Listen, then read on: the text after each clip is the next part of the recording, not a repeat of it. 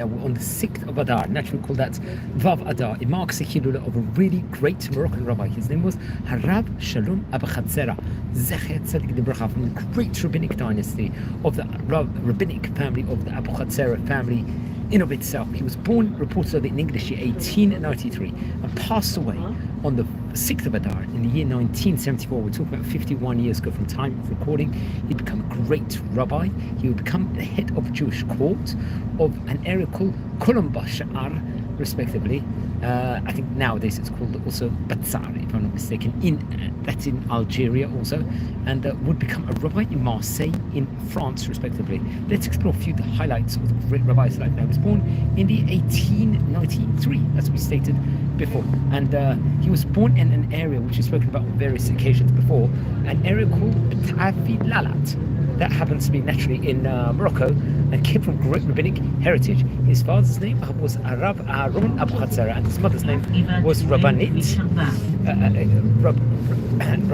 Esther. That was the name of his mother. In fact, I believe his grandfather was a famous Rabbi Abuchatzeira, rabbi we've spoken about on many occasions before in this series. And he was born in 1893, as we said before. We call that in Hebrew Hey Tafresh Nun Gimel. While he was young, he would learn in the yeshiva, the Abir Yaakov yeshiva, the famous yeshiva of his grandfather over there. His grandfather, naturally, I believe, passed away 13 years before he was born. His grandfather, the Abir Yaakov, Rabbi Yaakov Abuchatzeira, passed away in the year 1880, which has been well documented over.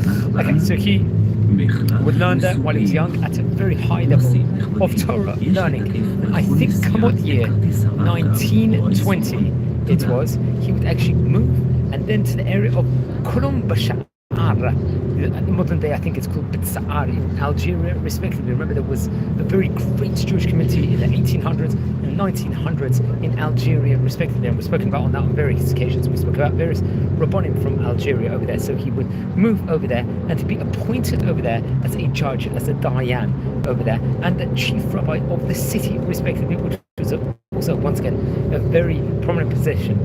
Actually reached the city, I think, with his brother, various different rabbanim, including the Baba Ali and Rav Yosef, and also other great rabbis from the family and himself, and they would deal with the different needs for the kahila, the congregation inside the city, and really inject Torah into that place at a huge level. Now, I think after 40 years it was, I think come out the year 1962, he would move to Marseille in Sarfat, as it's called Sarfat, is also known as France in English over there, which was a growing community at that point in time. Many people moved from Algeria, from Tunisia, and from Morocco to France, and nowadays it's got a very huge Sephardi community in there. And over there he would get a prominent position over there also, respectively. I think it was he would get like various different shaylot coming towards him, questions, especially within regards to the question of converts. That was something that definitely came up on various occasions before on that specific point, where he would actually paskin within regards to how he felt, within regards to that specific situation in of itself. Now, he passed away in the year 1974 on the 6th of Adar, just over 1 week before Purim, and I believe he was buried in Marseille in France. I'm not sure how big the Jewish community is there in modern day, but in its time it definitely had a great community in of itself. That's actually interesting. He wrote some great Torah books. Let's explore some of the great books that he left us with. The Kesef. This was based on the Parashiot of the Torah and the Haftarot. Also, I think it was divided into two sections, Shnei Chalakim. Then there was a Divrei Shalom. That was another great Torah work of his. It was once again on the Torah, on the Nevi'im, and the Ketuvim, on the Tanakh, respectively.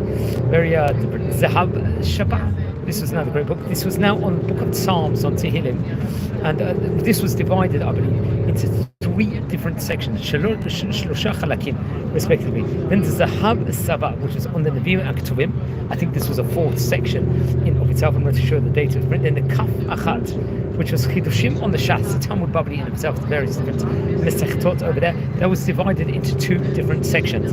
Then the Malitz Tov, which is She'elot and Shivot, question and answers on the Paskei Dinim, various different Jewish laws in of itself which came to him. I think that was printed in Jerusalem in the year Tafshin Lu Lamed Gimel. And then there was Ani Shalom, which was another great book, which was also dealing with Shelot and Shivot, questions and answers. It was in the explanations of the Midrashim, respectively.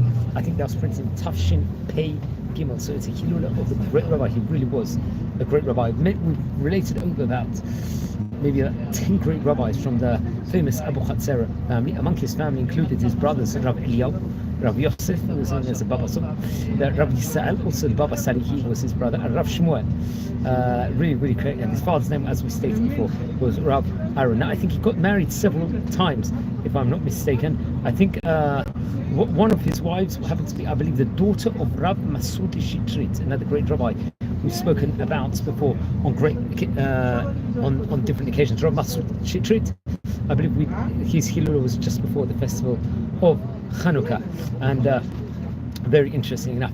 Now, please don't forget to light candles in the great rabbi's memory. Friends, we're a community who are learning about the great rabbis of yesteryear.